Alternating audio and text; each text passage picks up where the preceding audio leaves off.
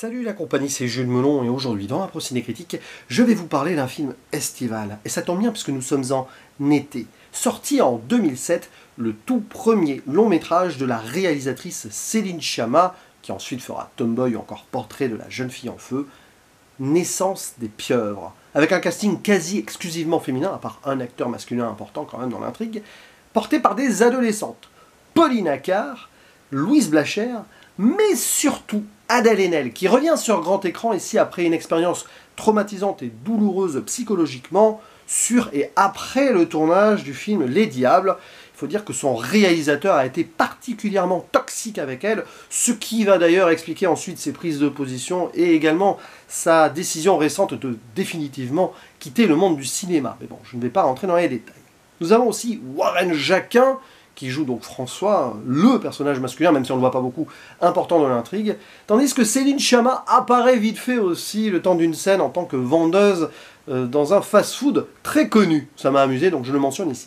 Et donc nous allons suivre le temps d'un été les aventures de trois adolescentes qui ont environ 15 ans, même si je pense que Adèle Haenel, son personnage en avait peut-être plus, 16, 17, notamment deux amies, Marie et Anne, qui donc elles ont vraiment 15 ans, qui sont inséparables, et qui vont vivre chacune de leur côté un petit peu leurs premières expériences amoureuses et voire sexuelles.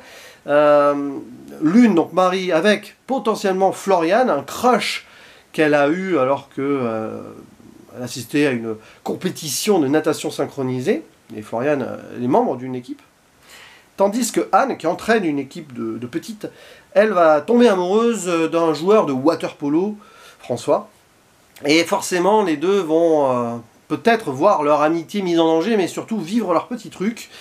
Et on va voir ça d'un regard très féminin, puisque c'est Céline Sciamma à la réalisation. Et j'insiste sur ce point, si ce film fonctionne, parce que j'ai vraiment apprécié, c'est vraiment parce qu'il y a le regard de la réalisatrice derrière. Le même film réalisé par un mec serait parti dans le graveleux et aurait été un peu toxique, voire malsain. Non, ici, Céline Sciamma, elle sait ce qu'elle filme. Et ce qui est très fort, c'est qu'il y a à la fois le côté intime, bon, très cinéma aussi, hein, mais aussi des petits moments qui sont frontaux. C'est assez frontal par moments, mais ça ne va jamais dans le graveleux. Ça reste dans la réalité de certaines choses sans trop non plus en faire. Alors oui, je préfère préciser quand même certains points. Il y a des trucs qui me chiffonnent sur le papier. On est dans quelques stéréotypes et clichés dans la présentation des personnages, notamment celui de Anne qui est un peu enrobée, qui n'est pas bien dans son corps. Celui de Floriane, donc Adèle Haenel aussi, qui a cette posture auprès de ses amis. Elle voit soi-disant beaucoup de gars, mais en fait elle n'a pas beaucoup d'expérience. C'est assez connu comme principe. Finalement, il n'y a que Marie qui est un petit peu neutre là-dedans et qui paraît vraiment dans une réalité possible. C'est un film qui manque peut-être aussi un peu de diversité, alors que ça se passe en région parisienne. Ça a été tourné, on le voit, à Cergy-Pontoise, la piscine, et même l'axe majeur de Cergy. C'est pas loin de là où je vis, hein, sauf que 2007, c'est là où je me suis installé, c'est amusant. Donc oui, il y a peut-être là-dessus des choses, mais je pense que Céline Sciamma a voulu filmer quelque chose avec laquelle elle était à l'aise. Elle n'a pas forcé les choses. Je crois qu'après, avec Bande de filles, elle va plus évoluer là-dessus son regard. Et oui, j'ai envie d'insister sur un point, c'est du cinéma quand même, ce n'est pas un documentaire. Donc oui, il y a des moments où ça fait un peu forcé et ça manque de vraie réalité pure. Mais c'est pas ce qu'elle cherchait. Il y a un côté fable et conte d'un été aussi derrière. Et ce qui va nous intéresser, c'est l'évolution des sentiments, le regard que ces filles vont porter sur la vie, sur leur propre existence, sur donc leurs pulsions, leurs sensations. Et là-dessus, forcément, c'est une œuvre filmique qui a son sens. Après, il y a ce titre qui peut paraître bizarre, je vais l'expliquer vite fait, hein. Après c'est facile de retrouver l'explication générale et plus précise.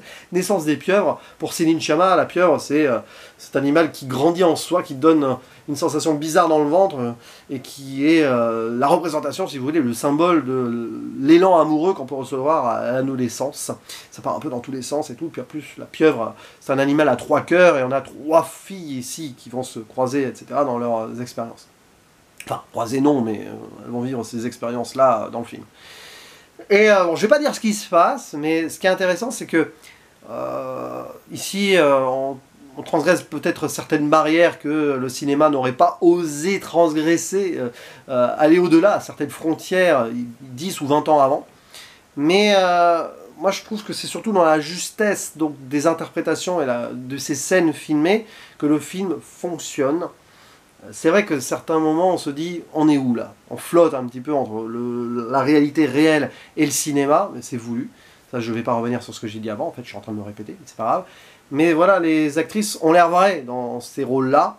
Pauline Accard et Louise Blacher, hein, qu'on n'a pas forcément beaucoup revues ensuite dans des œuvres marquantes.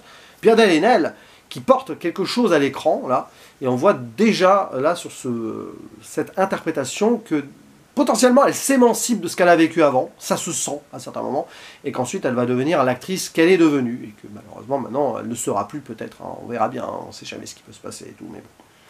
Donc, moi, j'ai été assez touché sur ce qui va forcément faire évoluer psychologiquement les personnages, qui vont changer, si ce n'est donc juste un petit peu progresser ou pas hein, dans leur réflexion. Évidemment, il y a des petits moments contemplatifs et philosophiques par la caméra ou par certains dialogues et certaines répliques. Réflexion sur la mort, c'est très adolescent ça. Sur l'amour, forcément. Jusqu'à où l'attachement peut être éphémère ou durable. Est-ce que ces aventures-là ne sont faites que pour durer le temps d'un été ou potentiellement perdurer par la suite? Il y a aussi ce discours en filigrane de est-ce que l'amitié n'est pas plus fort que l'amour? L'amitié c'est plus éternel et l'amour plus éphémère. Ça me rappelle un poème de Emily Brontë qui s'appelle Love and Friendship et que j'ai fait étudier à mes élèves cette année. Voilà. Donc, mais c'est intéressant parce que vous n'avez pas forcément cherché à savoir comment ça va se terminer, même si le final est très bien, porté par une superbe musique d'ailleurs de Parawan. Je crois que c'est aussi ce même compositeur ou groupe, je ne sais pas, qui a fait la musique de Portrait de la jeune fille en feu.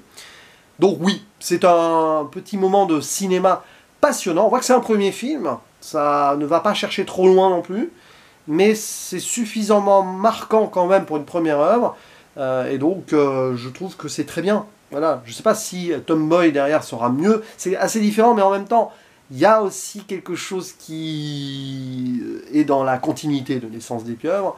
Et puis, bien sûr, Portrait de la jeune fille en feu, qui pour moi est le chef-d'œuvre de Céline Sciamma, avant que je ne voie son Bande de filles, que je n'ai pas encore visionné. Donc n'hésitez pas à dire en commentaire, je reste évasif, c'est pas une vidéo, je vais rentrer trop dans les détails, parce qu'il faut vivre ce film. C'est vraiment important de le voir et de ressentir les choses. Vous pourrez avoir des réserves, j'en ai, hein, peut-être plus que moi, mais il y a quelque chose qui se passe dans ce film. Donc c'est ça qui est intéressant et important, selon moi, dans une œuvre cinématographique qui parle de la vie et des sentiments. Donc à vous la parole dans les commentaires, on en débat si vous le souhaitez, et je vous dis à la prochaine, ciao.